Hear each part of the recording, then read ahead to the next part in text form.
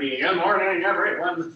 So, yesterday we started talking about this. So, again, what we're going to do is start putting resistors, in this case, in parallel in series, and again, see what type of effect that it actually has onto the circuits. And again, the reason that we do this is, again, we only manufacture a certain amount of resistors, or certain sizes of resistors, so we need a different resistance, and we have to combine these guys together in parallel and series to then overall change the resistance of our circuits.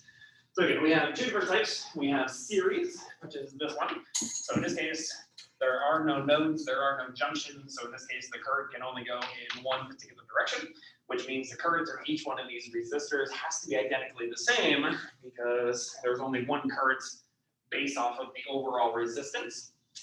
So again, this is what we call series. For this one, there's technically going to be 4 currents. So there's going to be one current which goes through here, and then starts up back here, and then goes back through this direction. So all of this from this junction here to this junction here are all connected in series, which means all of this has to have exactly the same amount of currents. However, since each one of these resistors has a different resistance, what that means then is they have to have different currents. So going down in this leg here, I'm going to have a current, say I1. Going through the middle leg, I'm going to have another current, I2. And then through the right leg here, I'll have another current going through, which we'll call I3. So again, anything which is connected from this node along this line down to this node down here is all in series. All the things are here in series. All of this would be in series, but these things together are in parallel. So here, again, technically we have 4 different types of currents, but here I only have 1 current because this is in series, and this one is what we call it in parallel. Pardon me. So, our claim then is that these 3 resistors in series will act together as if they create one resistor, which is what we call the equivalent resistor. And then these resistors on the parallel will also act as if they're one resistor, which is what we call, again, their equivalent resistance. So we want to know then is, when combining these things together, what then is the equivalent resistance? And when combining these 3 together, what then is the equivalent resistance? So let's look at each one and see how we actually combine these guys. So let's look at series first.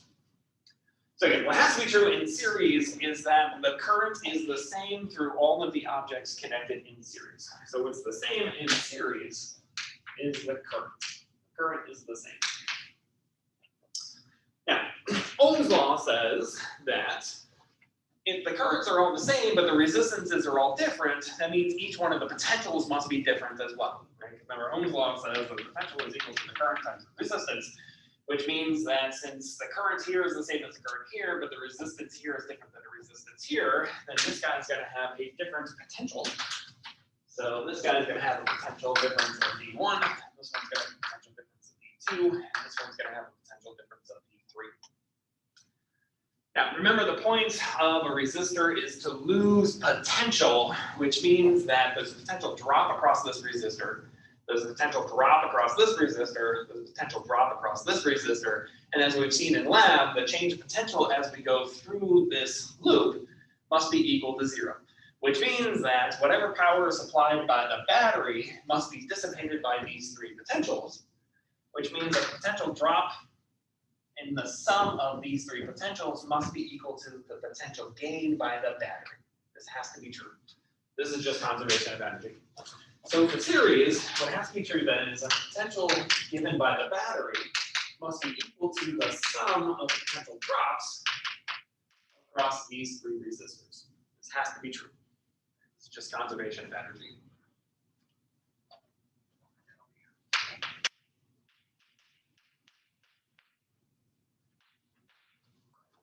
Now, according to Ohm's law, we know the potential is simply equal to the current times the resistance. So I can rewrite the right-hand side then as the current times resistance R1 plus the current times resistance R2 plus the current times resistance R3, where again we know that since they're connected in series, the 3 currents have to be exactly the same. So since the currents are the same, we can easily factor out the current. So this gives me the current times R1 plus R2 plus R3. That is my Again, the left-hand side is the claim that the current which is coming out of the battery here has to still be the same as the current running through this circuit here, but now it's acting as if there's one resistance, which is the equivalent resistance.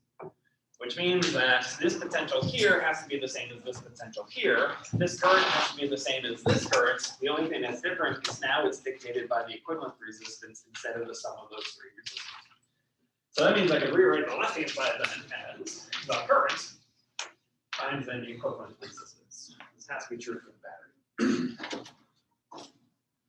Now, since the currents are the same, so this current is the same as this current, so those currents are going to cancel. And what this says then is that the equivalent resistance is simply equal then to the sum of R1 plus R2 plus R3, or in general terms, this is equal to the sum of all the resistors. So this is then series. Okay, what has to be the same when these guys are connected in series is the current, i.e. the charge flowing through the system must be equal to the same. But since they all have different resistances, all the potentials must be different, but the sum over all the potential drops must be equal to the potential gain by conservation of energy, which says that all we have to do then is when I have resistors in series, I simply sum them all together.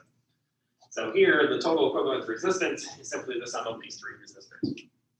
What's the overall effect? Well, the overall effect then is now if I'm simply adding resistances together, by adding them in series, I'm then going to increase the size of the resistance. So if I need a larger resistor, all I then have to do is sum together lower resistors up to that sum at which I need. So for example, if I needed 55 ohms worth of resistance, I could take a 15 ohm and a 40 ohm resistor, connect those guys into series, and then that gives me the total resistance I want. So here, this has the effect of increasing the resistance.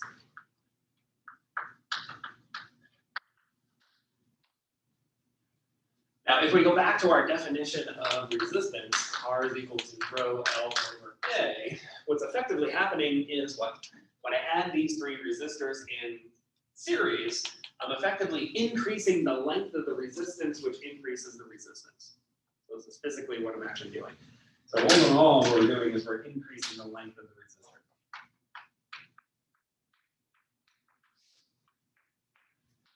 Increasing the length, we then increase the overall resistance. So, let's do the same thing for parallel.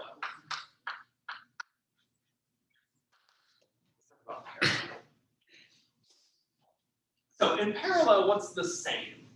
So if in series, the same is the current for each one. In parallel, what's going to be true now is that the currents are no longer the same. But what it turns out is that the potential is the same. And again, I can get to that by using conservation of energy. So if I think about the fact that I have a node here, meaning that I have currents which can go through here, or through here, or through here. So conservation of energy tells me if I go through any closed loop, the amount of potential loss must be equal to the amount of potential gained. So in this case, one closed loop is through here, which means that the potential gained here must be equal to the potential lost across this resistor. So this potential is the same as this potential. Or if I go through the center loop, in this case, again, through this closed loop as it goes through here, again, my potential gain here must be equal to the potential loss here, which means this one also has the same potential as the battery. And then finally, I can go through this closed loop here and then arrive at the same idea. So for in parallel, what must be true is that the potential here must be the same as the potential here, which must be the same as the potential here, which in this case is equal to that of the battery. So in parallel, what's the same is not the current, but the potential. And again, this just comes from conservation of energy.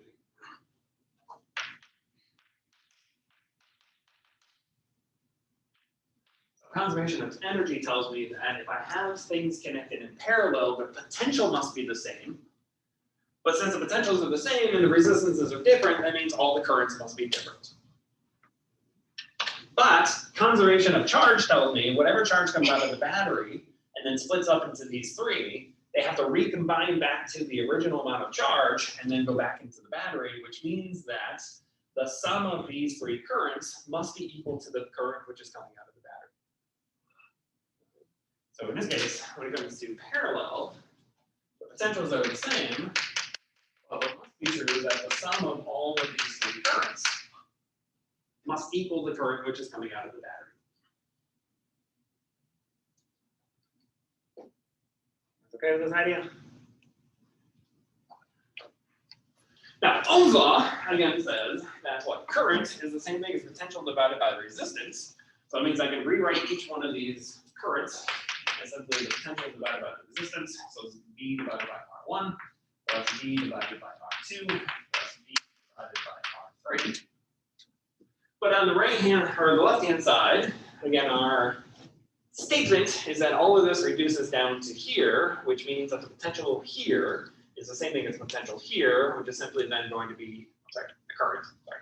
Current running through here is then equal to this potential divided by REQ. So good. So this is then going to be equal to V divided by the equivalent resistance.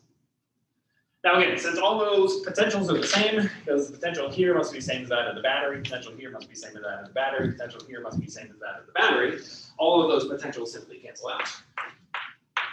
Which means I'm left with 1 over REQ, then equal to 1 over R1, plus 1 over R2, plus 1 over R3, or finally, if I have more than just that, I'm simply going to add the inverses of all of these together. So this says that the equivalent resistance is found by first inversely adding all of these together, and then inverting that at the end of the day. So what does that do? Well, this one increases the overall resistance. That one then has to decrease the overall resistance because I'm adding them then inversely with each other. So this one decreases resistance. So by adding these guys in parallel, overall it has the effect of decreasing the size of your overall resistance. How can I make sense of that? Well, if I'm putting all these guys in parallel, what I'm doing is I'm actually increasing the overall cross-sectional area. So if you think about putting these guys all next to each other instead of in line with each other, then you're increasing the cross-sectional area of the resistors, which means if I increase the area, I decrease the overall resistance. So effectively, this is what I'm doing. I'm increasing the area, which decreases the overall resistance. So this is our physical interpretation. So this is how we actually add these guys together. So what we're going to be doing with most of these problems is I'm going to give you some horrendous looking resistor, or at least circuit, which has some in series, some in parallel, and I'm going to ask you a bunch of questions. These problems are typically very easy, but they're very long and tedious. Because, as we're going to see, and I'm sure you actually already saw in your lab when you did your data analysis for Ohm's law, is what you first have to do is take all of this stuff, combine it all the way down into an equivalent resistor, and then unravel what it is that you did, using the fact that in parallel the potential is the same, and then in series the current is the same. So basically you have to go all the way in one direction and then all the way back in the other direction, unraveling what it was that you just did to then make sense of everything that's going on here. So let's do an example. Let's see how this works. A question about the parallel. What Sure. about that, like how it's set up tells you that once you add the 1 over that you invert it. Oh, to invert it at the end? Mm-hmm. Because it's 1 over REQ is equal to 1, the sum of 1 over all those resistors. So if I want REQ itself, then I have to invert it again to get REQ instead of 1 over REQ. I guess I don't understand the REQ. So the REQ means that, again, if I combine all of these down, this group of resistors here acts as one resistor. That's what REQ is. It means the equivalent resistance. So it means that these resistors all together, which in this case I have 1 in series and 2 in parallel, would act as if there is one resistor, which is what we call the equivalent resistance. So that's what REQ is. There was a problem like that on the homework and I ended up flipping it and it was right versus the 1 over. Gotcha. Okay. We'll see some examples of that. But yeah, so just remember in parallel, we're adding them inversely. So we have to take an inverse at the end of the day to get REQ instead of 1 over REQ.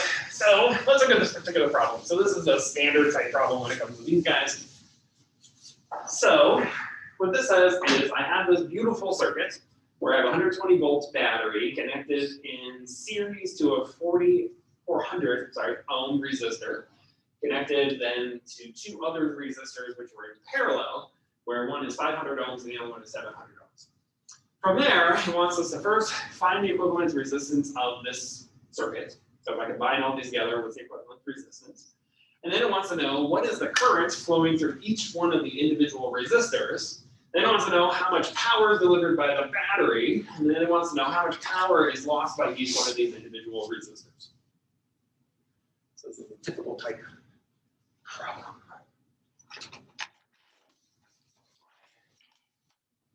And I'll point out some things as we go through. So, the first thing when we do these problems is always to draw. So let's draw. So step number one, when it comes to these particular problems, will always be draw our cell.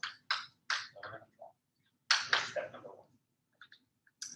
So here, just going to draw this guy. It looks like this.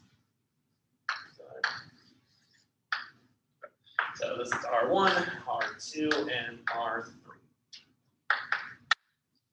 So step number one, we're just going to draw. Step number two is basically we're going to identify what's in parallel and what's in series. Now, sometimes you won't be able to identify everything right away. You'll have to collapse some things together first before you can fully identify what's what. But so that's step number two. Step number three then is we're going to start to combine resistors together.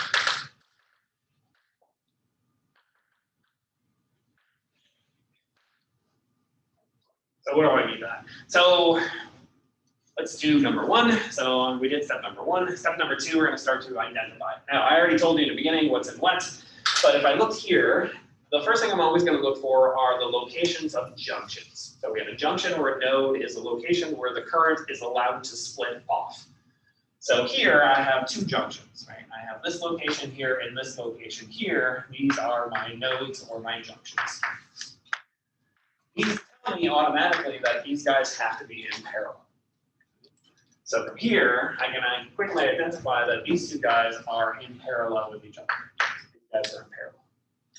Now, if I collapse these guys down, let's do that now. So now I'm going to collapse these guys down. So now I'm going to redraw my circuits. I'm going to draw it this way. So this is my new circuit, or this is still R1. This is now R2 and R3 combined together. So now I can now identify how are R1 and R23 connected to each other. Are there any nodes? Any junctions? No. So if there's no nodes, there's no junctions. That tells me that these guys have to be in series. Once I know these guys are in series, I can now combine these two down together to then find my equivalent resistance. So this is now RQ, and this is my circuit. Okay. Step number 4. Apply Ohm's law. So what do I mean by that? So now what I know is that there's current coming out of the battery. So this is my current going out of the battery. So here I know the potential across the battery. Conservation of energy tells me that has to be the same potential across the resistor because I'm gaining potential here, but I have to drop that same amount of potential here. So I can then determine exactly what REQ is and then use that to determine the currents. Actually, let me change this a little bit. So I'm write that as step number 5. Step number 5, apply Ohm's law. Step number 4, let's say we want to use the series and parallel or REQ.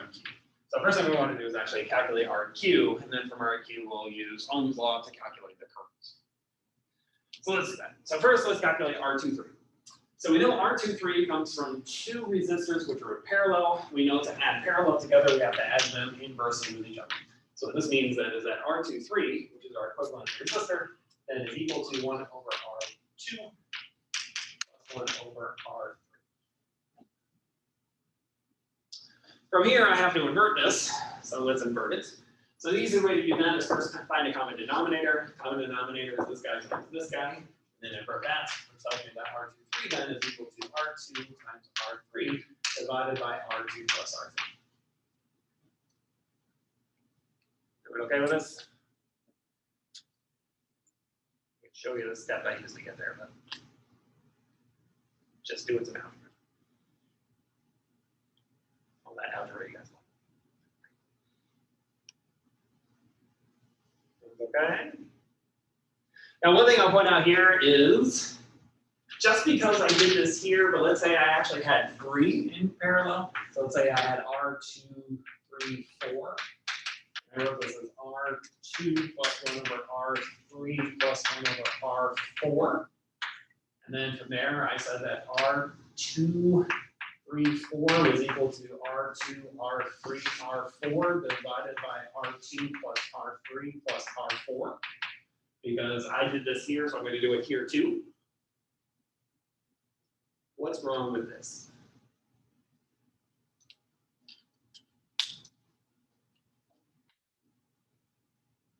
What's wrong with the second one? That's not wrong with the first one.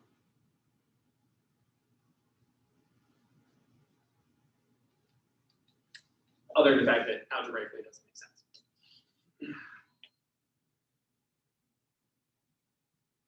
Well, let's think about it. So the left-hand side here has units of ohms, right? What units does the right-hand side have? So this has an ohm squared divided by an ohm. Well, what's an ohm squared divided by an ohm?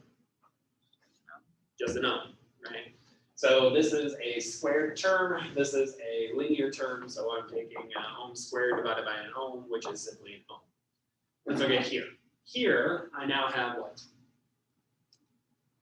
In the numerator. Ohm cubed, but I'm dividing that by an ohm because I'm simply adding these guys together. So this side has units of ohms, this side has units of ohms cubed divided by an ohm. Well, what's an ohm cubed divided by an ohm? Ohm squared. So I have now ohms is equal to ohm squared, but can an ohm equal an ohm squared? No. So the point of all this is just be careful. Don't try to generalize this into this because that doesn't work. And I have to make sure that dimensionally wise it works out. So it turns out the way that this would actually work is this would be R2, R3, R4 divided by R2, R3 plus R2, R4 plus R3, R4. This is correct. But simply generalizing this guy to this guy doesn't work. So just be a little bit careful. Yeah, just because I do something doesn't mean automatically generalize. Okay, just to kind of point that out. All right. So let's look at this thing. So this is going to be R2, where R2 is equal to 500 ohms, times R3, which is then 700 ohms, divided by R2 plus R3, which is then 500 ohms plus 700 ohms, which is what? 1200 ohms. Okay with that. These two zeros are canceling these two. So looking at my numbers, what I find in this case then is R23 should turn out to be about 290 ohms.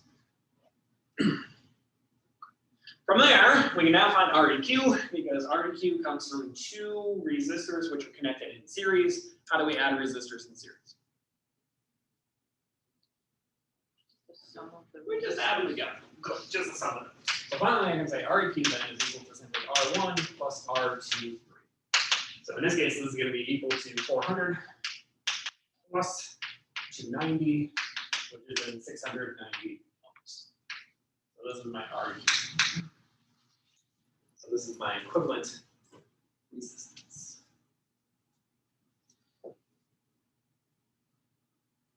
It's like here I rounded.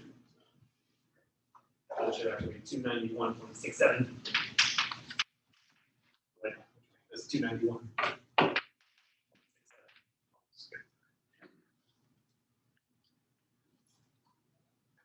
So now that I have R and Q, now we're going to apply step number 5, which is now applying Ohm's law to determine the current which is coming out of the battery. So to do that, Ohm's law then says that the current is simply equal to the potential divided by the resistance, which in this case, less U is the equivalent resistance. So here, I know the battery is simply equal to 120. So it's going to be 120 volts divided then by my equivalent resistance, which is 691.67 ohms, which is then going to give me my current, or my current in this case is going to be 0.173 amps. So this is then my current coming through the battery.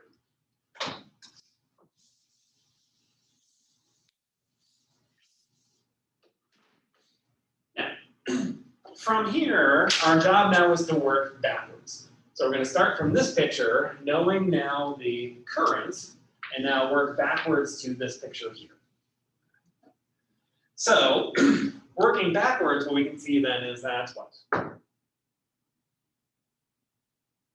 Resistor REQ came from 2 resistors which are in series. What's the same in series? The current. So we know then is that the current running through R1 and the current running through R23 must be the same, which must be equal to the current coming through the battery. This has to be true. So since these guys are the same, they're connected in series, the current going through R1 must be the same as the current going through R23, but that has to be the same as the current going through the battery. So this current is simply the current we just calculated. This current is also the current that we calculated. Which means automatically that we know that I1 is equal to the current, and I23 is also simply equal to that current. So this is 0.173 amps. So this is the current going through I1. Now, since we now know the resistance R23 and we also know the current I23, that means we can find the potential across V23 as well. So Ohm's law then says that the potential of drop across resistor 2,3 is then equal to simply the current 2,3 times the resistance R23. So in this case, this is then going to be equal to 0.173 times then the resistance, which was 291.67 ohms, which then gives me a potential. I think I wrote down. Let's see if I wrote down something. So,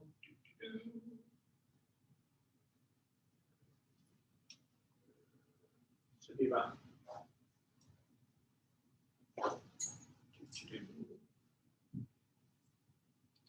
5 volts. Thank you. Who's got a calculator? I don't think that is right. About 5 volts, but I'll let you know. So 0.173 times 291.67. 50. Okay. Well, by a factor of 10. So anyways, so now we know the potential. So now from here, we're going to go backwards again to this particular picture here. So now what I want is what? The current going through this one and the current going through this one. So now I want this current here, I2, and I want this current, I3. So now I know the resistance, I know the resistance, but also since R23 came from 2 resistors which were in parallel, how does the potential across R23 compare to the potential of R2 and R3? It's the same. So since these guys are in parallel, what that tells me then is that the potential here must be equal to the potential on 2,3, and the potential here must also be equal to the potential on 2,3. So now, since I know the potential across each one of these, because they're in parallel, has to be the same as the potential here, and I also know the resistances, I can finally find the currents through each one.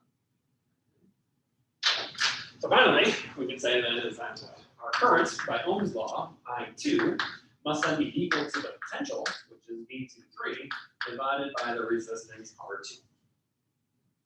So this is then equal to 50.5 divided by R2, which was what, 500? Which then gives me a current of 0.101 current I3 then is going to be equal to the potential across R3, which is V23, divided by its resistance, which is R3. So this is then going to be equal to 15.5 divided by 700. Like in math, that works out to be 0.072 amps.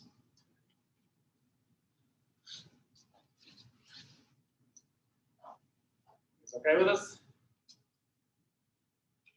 Not too bad. So now the power. So now we want to know the power delivered by the battery. So remember that power delivered is equal to power loss, which for any electrical object is simply equal to what? The current times the potential. In this case, we know the potential. The potential is equal to 120 volts. We know the current. That's the current coming out of the battery, which is the 0.173 times the potential, which is 120 volts. So that works out to be 20.819 watts. So this is the power being delivered by the battery.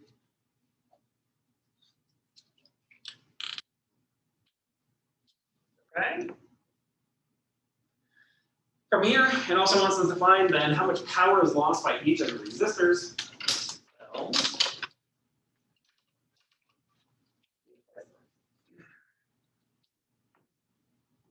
we'll do that here. So now I can say, well, the power lost by resistor 1 is equal to what? So I could use that this is the current going through that resistor I1 squared plus the resistance of that resistor, which is R1. So in this case, I know the current is the same as that one, so it's 0.173 plus the squared times its resistance, which is 400 ohms. Multiply that out, this works out to be about 12.04 watts.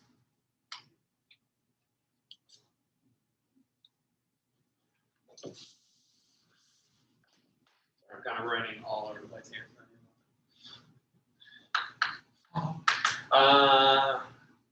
R2 has a power loss then, which is also equal to its current squared, which in this case is I2, times its resistance, which is R2. So I got I2 squared times R2. So in this case, I2 again is 0.101, R2 is 500. So plug in those numbers, I find 5.21. 121 watts.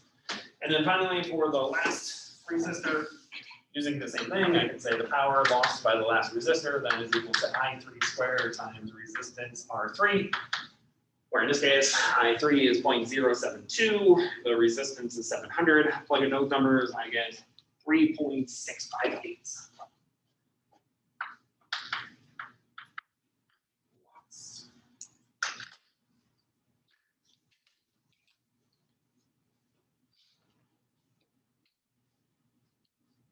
Okay.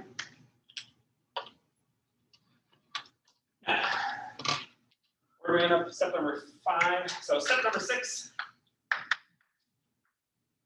The thing to do now is check. So what do I mean by check? So again, this goes back to what we talked about. The current going through here is the same as the current going through here, which means that the sum of this current plus this current has to equal this current.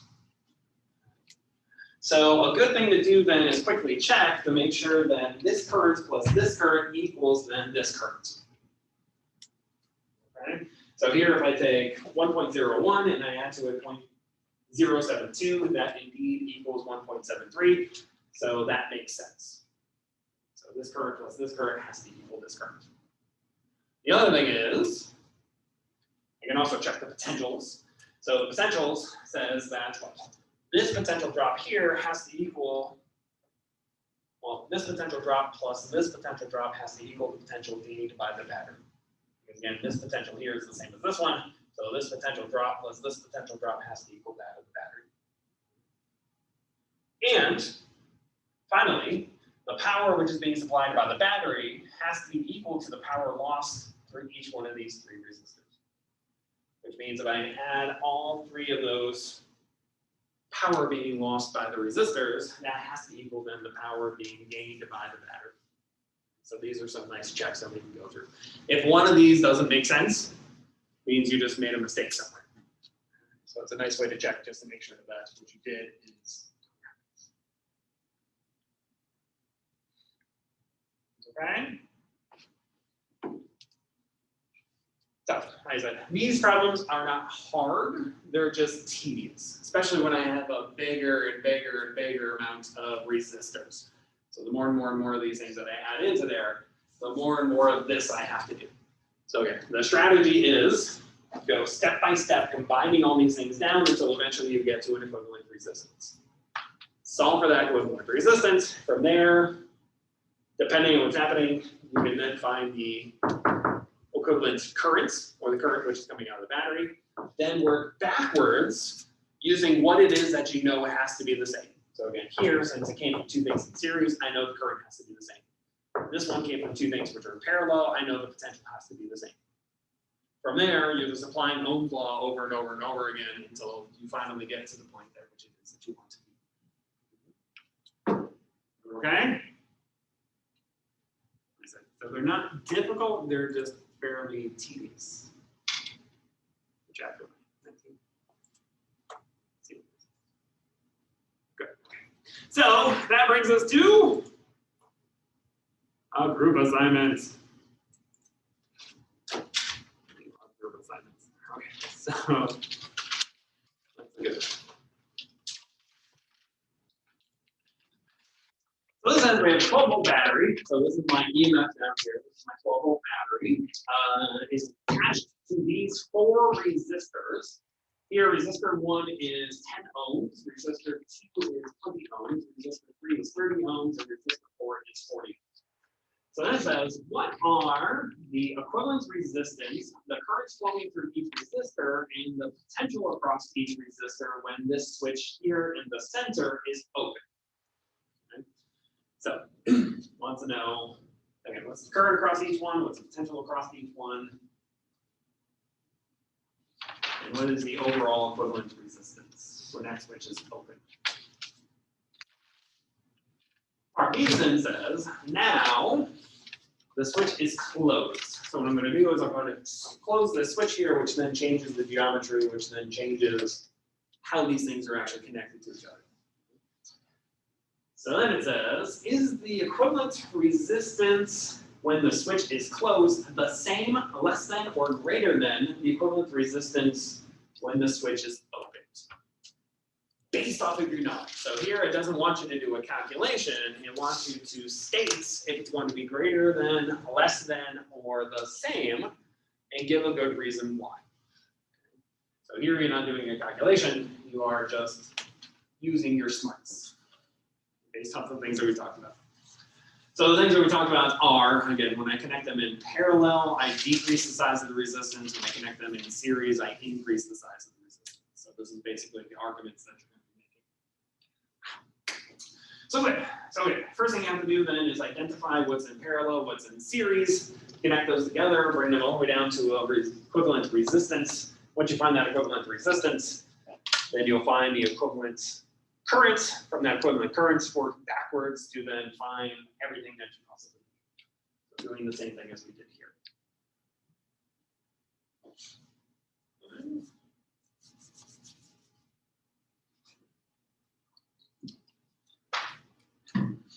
And then after we do this, we're going to do exactly the same thing again with capacitors.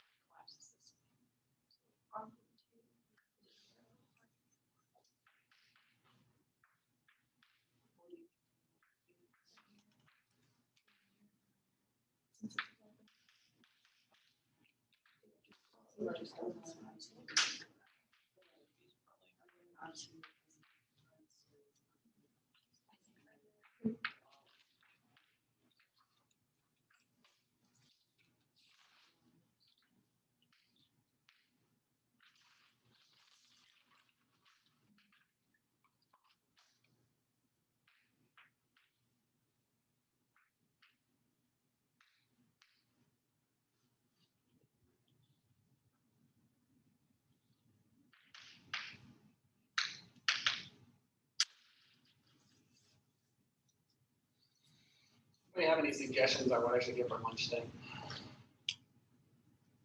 I was gonna bring soup, but my wife threw it all on the floor last night. I made a tomato bisque yesterday. I went and picked a bunch of tomatoes in the garden. I was going to do something with these. I made a just a simple chicken noodle, but it had a bean vermicelli, so basically glass noodles in it, lemon and all kinds of good stuff in there. It got to the point where there was a lot more broth and veggies because my kids and my wife ate all the noodles out of it. So my wife was dreaming about making more noodles to put in there and then just dumped it all on the floor. My go-to is always Panera, but Yeah. Not a big fan of You get an app on your phone, and so I have the Jimmy John's app. I love. The only I was food a I sucker for Jimmy will John's order. or something. The problem with Panera is it's too expensive for what you get. It is expensive. Yeah, especially if you have it delivered. It's like, oh, it's $20 for lunch. Not worth it. Very rare. I just There's a rep bringing lunch to my work today, so I'm not sure what they're bringing. Yeah, you can- I like free food. Oh. Used to have these reps that would bring Qdoba all the time. It was the best. Our reps always Giant prepare, Qdoba. McAllister sandwiches. Like their little boxes. Yeah. They brought Chick-fil-A earlier this week, and I went down and got like a little 8-piece nugget. That's another one I don't really enjoy too much either. Chick-fil-A. I don't It's think blasphemy. I It's a blasphemy in this area. Well, I brought on Chick-fil-A's, I eat a It's not sandwich and something I fries, eat all and the 20 time. minutes later, I'm hungry. That's true. It doesn't really, yeah. It doesn't, it's not satiating, so it doesn't It's fill you all, up. I mean, it's just a bunch of carbs. It's not very. Yeah, it's a lot of carbs. It's like when you get bread given to you at restaurants and you go eat a whole basket, you're still hungry. Yeah. There's no substance. But you're gonna gain weight.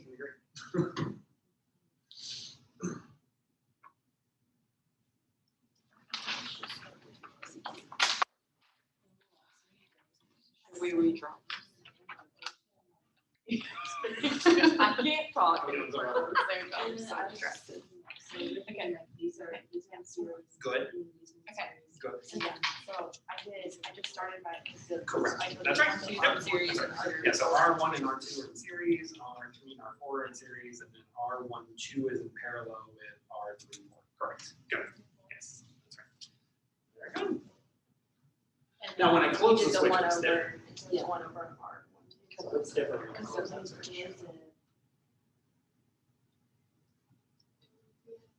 R1, 1, 2, 3. Yeah, R1, R3. Good.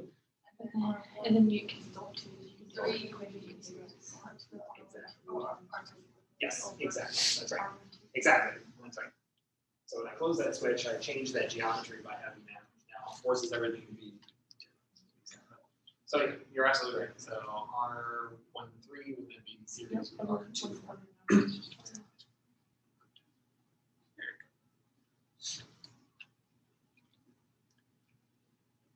How are we doing over here? Good. So far.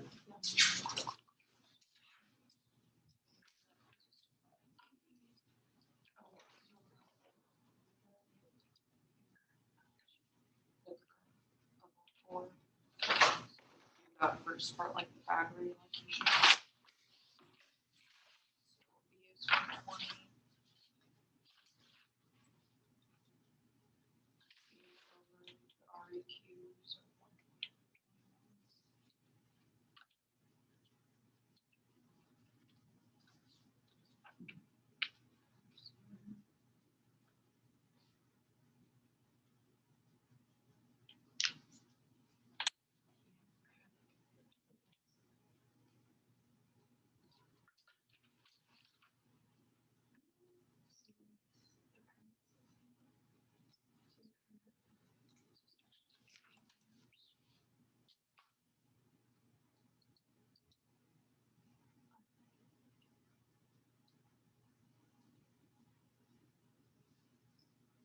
Maybe you break it down the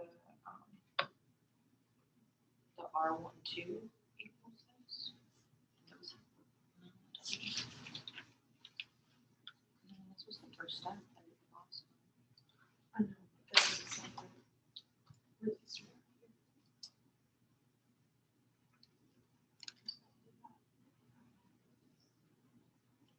So maybe we should do that individually.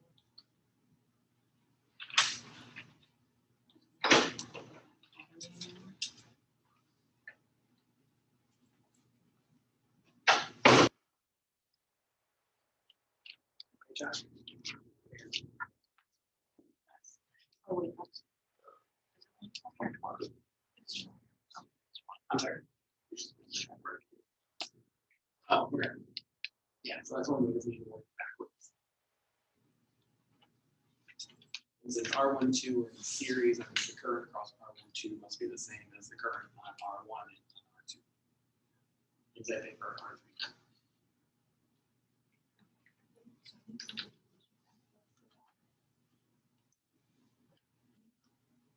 Those came from things which were in parallel. So in this case, it's a little bit different from one of the previous days, where I actually don't have to find IEQ first. The reason for that is when I combine these and I combine these, since everything is parallel, that means the potential across here has to be the same as the across here, which is the same as that of the battery. So I don't actually have to find that current first in this case.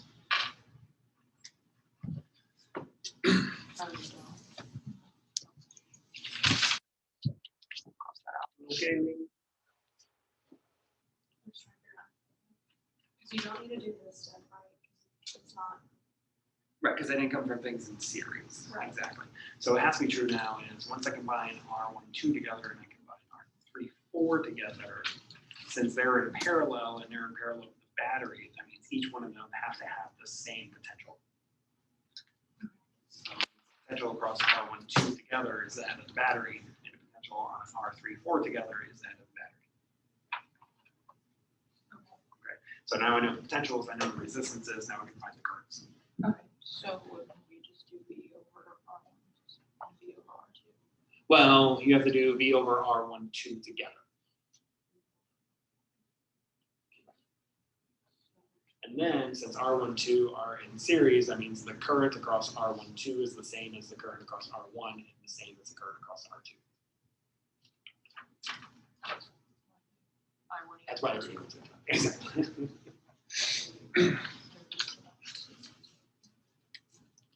Yes. So then we're good?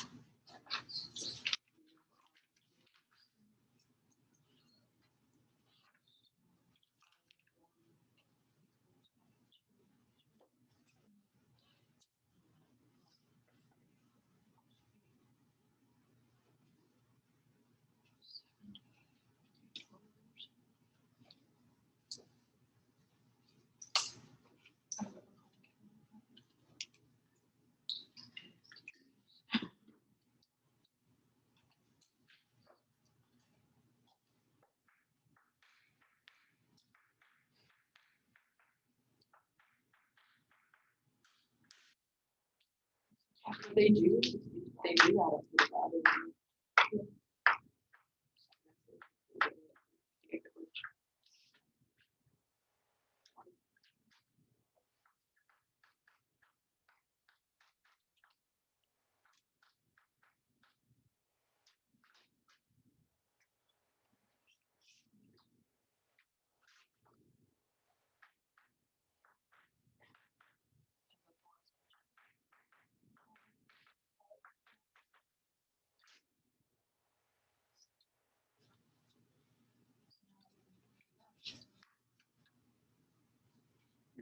So when switching to 4 again, Carol?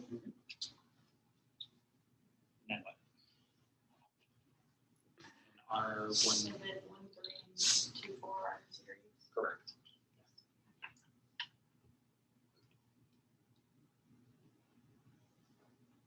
When they're open on potential energy. Electrostatic potential, yes, this is.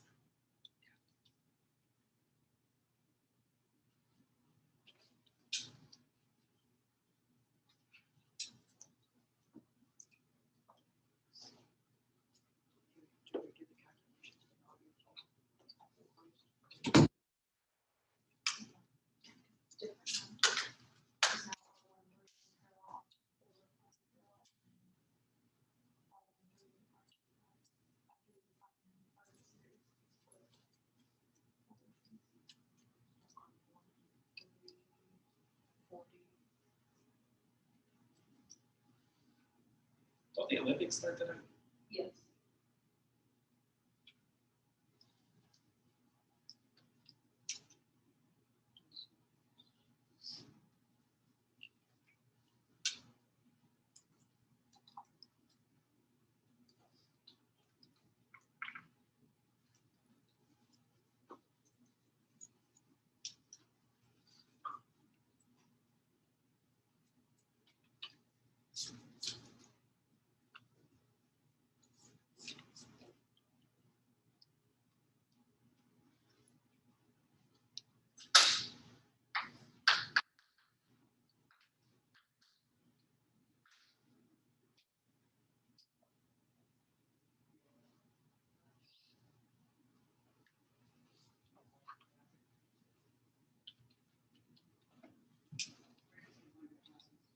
You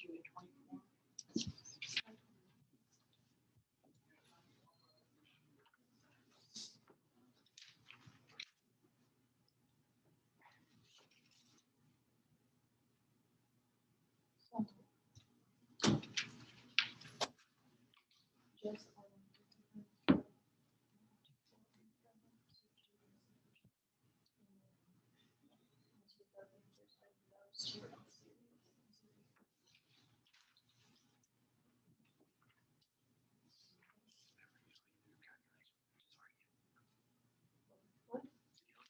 Calculation for argument. Oh. So the increase, decrease, or stay the same. So it's closed. Apparently you have a decrease. Yes. Now you can justify your answer by justification. There you go. That's one way to justify it. But yes, it does decrease.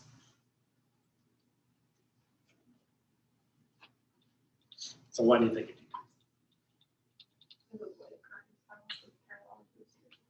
Correct. So in the first case, you have series and series, so you're increasing the resistance, and then parallel, which decreases. But in the second case, you have parallel and parallel, which decreases, and then series, which increases. So ultimately, there are more decreases, which decreases the overall size.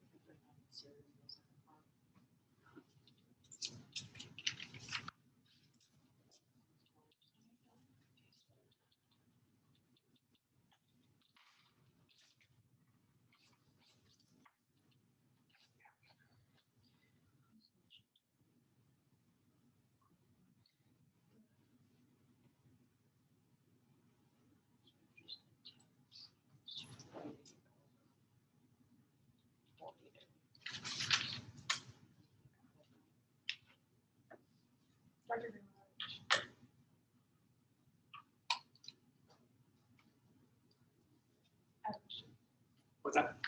I don't understand, can you, I thought the potential would be the same, like the V1 equals 4, the V2 equals 8. It would be the same. I don't understand. Do you just use that to fix it 0.4 times and then you do each resistor? Correct. So remember, Ohm's law says that if the currents are the same, but the resistances are different, then it can't have. Then it's not the same. Correct. Exactly. So here, that's right. So you would just use the 0.4 times the actual resistance, which is what the first one is 4, and the second one is 8. Did you just add? But since those two together have to equal that to the battery, what also has to be true is that the sum of those two potentials has to equal that to the battery. Which they do. So 4 plus 8. I got it now. I was like, it would be 12, but it does. Right. And then same thing with 3. So since the currents are the same, but the resistances are different, they have that.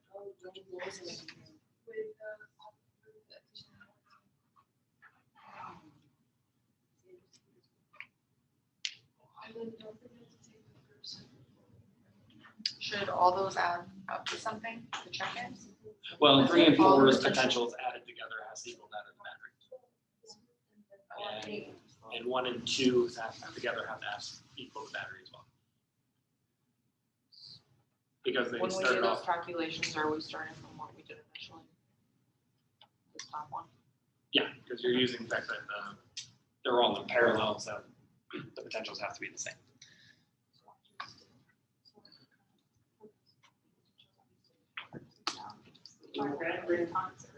Yes. Martha, you would say?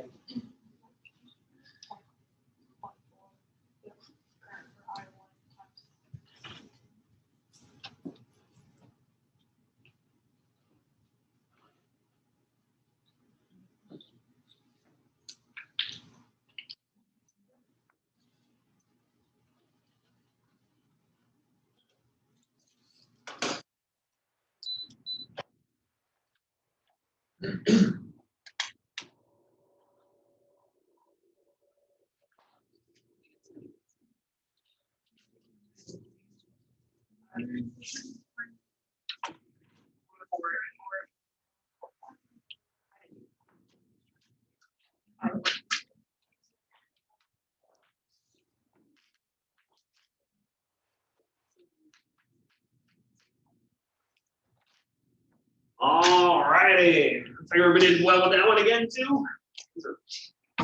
So now we want to do exactly the same thing we just did, but this time now with capacitors instead of resistors. Now again, capacitors work exactly the same with resistors. Again, we only get a manufacturer quantity of them, certain types of them, because again, we'd have to manufacture an infinite number of them technically. So in this case, again, we can combine them together to create new capacitances from pre-existing capacitors by again adding them in parallel and series. So what happens then is when I connect the capacitors then to the battery, the plate which is closest to the positive plate of the battery will then become positively charged, forcing the further away plate to become negatively charged. And since these guys in series are all connected to each other, what means is that charge conservation says that the amount of charge on each one of these plates then has to be identically the same. So since all the charge can only go through in one direction, it means conservation of charge says all of these charges have to be the same, which is the same amount of charge which is going to come out of the battery here. But since all the capacitances will be different, what that means then is that what the potential, again, across each one of these is now going to be different. So the potential drop across each one of these capacitors would be then different. So for series, much like resistors, what has to be true is that the charge must be the same, where in resistors it's the currents, because the current is charge per unit time, where here we're just talking about charge. For parallel, what's true then is that what? Again, whatever plate is closest to the battery will become the positively charged one, whichever one is further away from the plates will become negatively charged. But by the same argument as before, again, each one of the closed loops that I go through has to have exactly the same potential, which means in parallel, again, what must be the same is the potential drop across each one of these plates. But since the potential is different, or the potential is the same, but the capacitance is different, that means each one of these is going to have a different charge. So this one's going to have a charge of Q1, this one will have a charge of Q2, and this will have a charge of Q3. But just like resistors, what has to be the same in parallel, again, is the potential. The potential drop across each one of these capacitors. So basically, we just want to do exactly the same thing we just did, which is combine these in parallel and series using the fact that, well, again, whatever potential comes out of the battery, the three potential drops across each one of these capacitors have the sum to that of the potential increase of the battery. So here I'm just going to do the same thing. I'm going to say the potential from the battery must be equal to the potential summed together across each one of these different capacitors. Now, according to here, this then says the potential then is equal to the charge divided by the capacitance. So this is then going to be equal to the charge divided by C1 plus the charge divided by C2 plus the charge divided by C3. But again, our statement is that we can collapse all these guys down to an equivalent capacitor, which has exactly the same amount of charge. but this time just based off of that equivalent capacitance. So I get Q is equal, or Q divided by C Q is equal to the sum of those guys. But again, since all the charges are the same, I can cancel out the charges, which finally says that 1 over CQ is equal to 1 over C1 plus 1 over C2 plus 1 over C3, or in generalities, this is just the inverse sum over all of the capacitors. Now, if I think about capacitance of a parallel plate capacitor, this was equal to epsilon naught times the area divided by the distance. So, in this case, if I add them all together, what I'm doing is I'm again increasing the length, which again increases the distance between the two, which means here we're increasing D, which has the effect of decreasing the capacitance. So here, unlike resistors, where if I wanted to increase the resistance, I added them in series, capacitors is opposite, where if I want to decrease the capacitance, then I add them in series. So series, where capacitors, we inversely add them, where resistors, we straight up add them together. So what about parallel? So parallel, what has to be true is that the the charge coming out of the battery must then be equal to the charge sum from all three of these different ones, because again, conservation of charge says that the charge which comes out of the battery then must be equal to the sum of these three charges. So here, I then have the charge on the battery must be equal to the charge on plate 1 plus the charge of capacitor 2 plus the charge of capacitor 3. Again, using what we know about capacitors, the charge must be equal to the capacitance times the potential.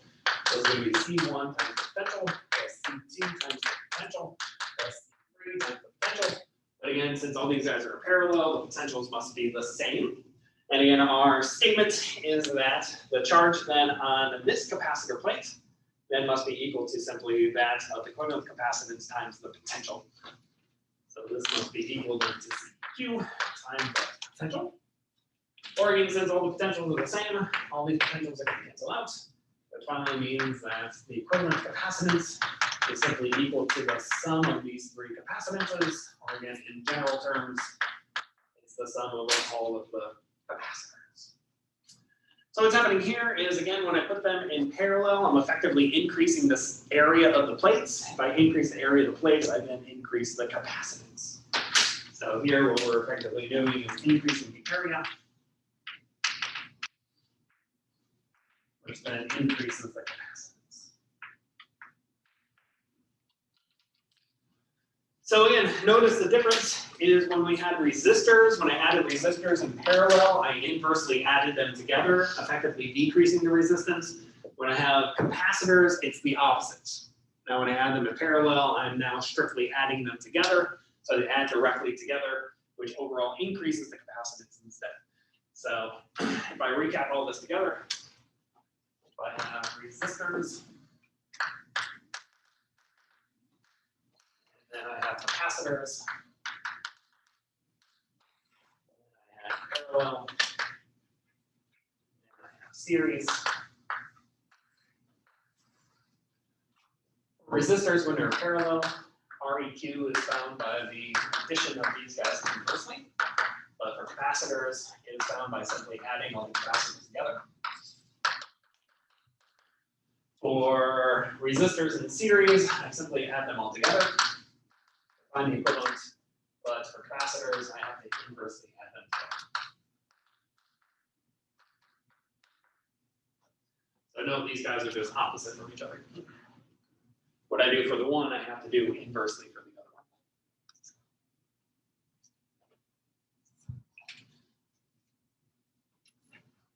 So that's it. So the way that this works is pretty much identically the same.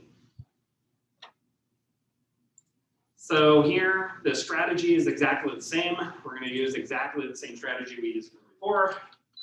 And basically, we'd be given the same type of information. So all we're going to be giving is basically a circuit, which is going to have battery capacitances, and then we're going to be asked all kinds of questions like, what's the charge on each one of these capacitors? What's the equivalent capacitance? and what's the potential across each one, and etc. So let's look at an example. So this says that we have these three capacitors. So we got C1, C2, and C3, where all these capacitances are equal to each other. So it says C1 is equal to C2, which is equal to C3, which is equal to some capacitance C. So I want to know what is the equivalent capacitance of the circuit, and then finally, what is the charge on each one of these capacitor plates. So good. So yeah, we're going to follow exactly the same steps. So first thing we're going to do is we're going to draw our circuit. From there, we're going to identify what is in parallel, what is in series, and then we're going to combine those guys together, redrawing a picture every time. So eventually we get to the place that we want.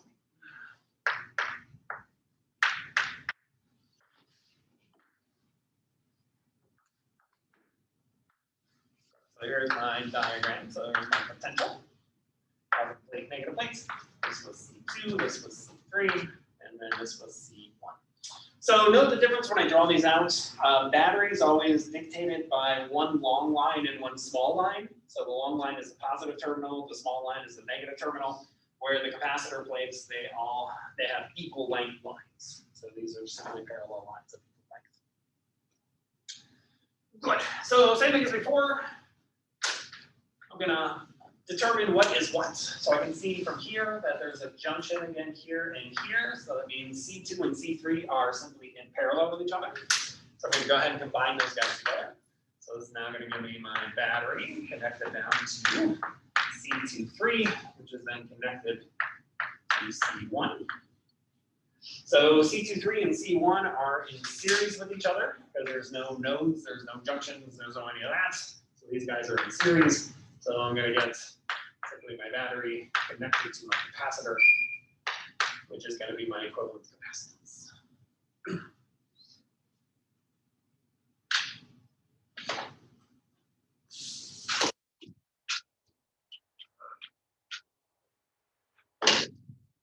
So same thing as before, I'm just going to now mathematically do this. So now I have C2 and C3, which are connected in parallel. How do I have capacitors in parallel? Just add them together. So this tells me then that C23 is equal to C2 plus C3. But since C1 is equal to C2, this is then I'm going to be simply places. So that's C23. CEQ then comes from C23 connected in series with C1. How do I add capacitors in series? Inversely add them together. So again, 1 over CEQ then is equal to 1 over C23 plus 1 over C1. Again, the trick I showed you then is CEQ then is going to be C1 times C23 divided by C1 plus C2. C1 is simply C. C23 is 2C, so this gives me the same thing then as 2C squared divided by C plus 2C. Well, what's C plus 2C? 3C. So this C will cancel out this one, so this is now going to be 2/3 the capacitance. So this particular circuit then gave me 2/3 of the original capacitance of my capacitor.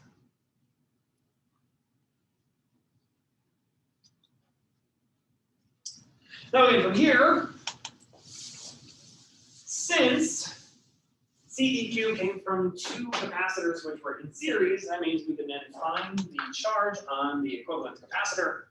And then since the charge is the same, since it's in series, that'll be the same charge here and the same charge here.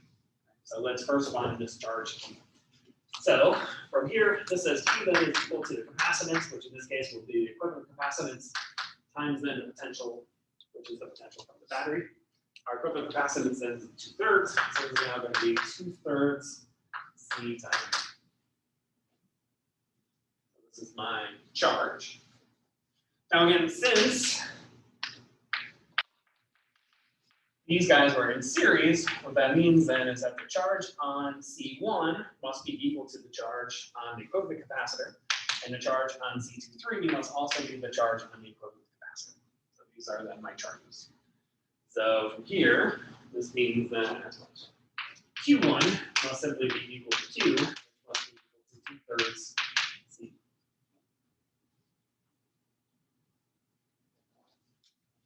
find the charge on C2 and C3, I now note that C23 came from two capacitors which were in parallel, and what's the same in parallel?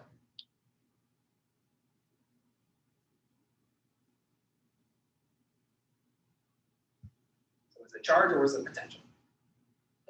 Potential, good. So from here, I then have to calculate the potential on C23, and then use the fact that the potential on 2 is the same as the potential on 2,3, and the potential on 3 is the same as the potential on 2.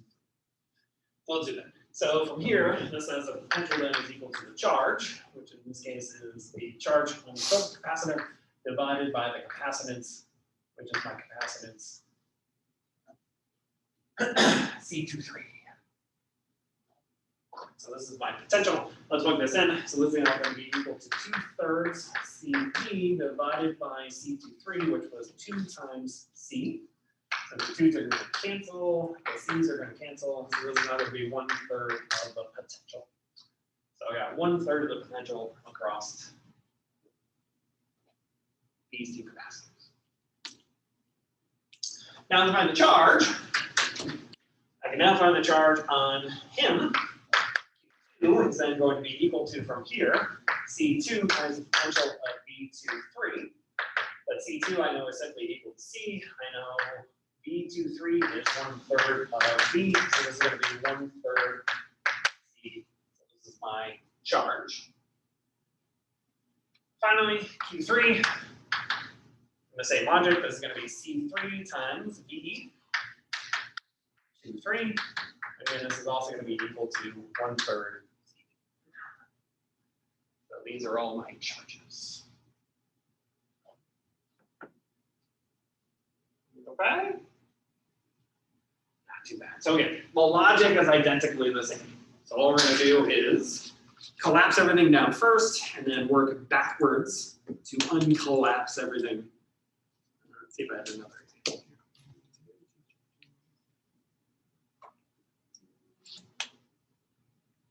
No, okay, so that's the only one I got. So that means that Monday, we'll start off with another group assignment.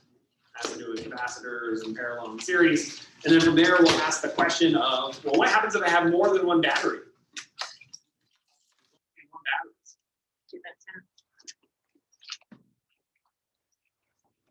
That means we got to do everything all over again.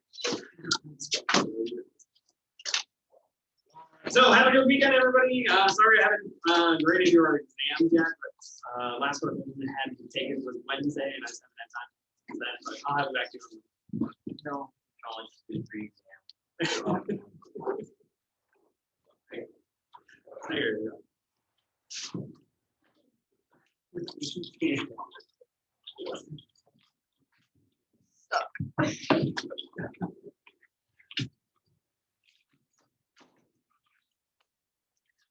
I always get stuck in things like that.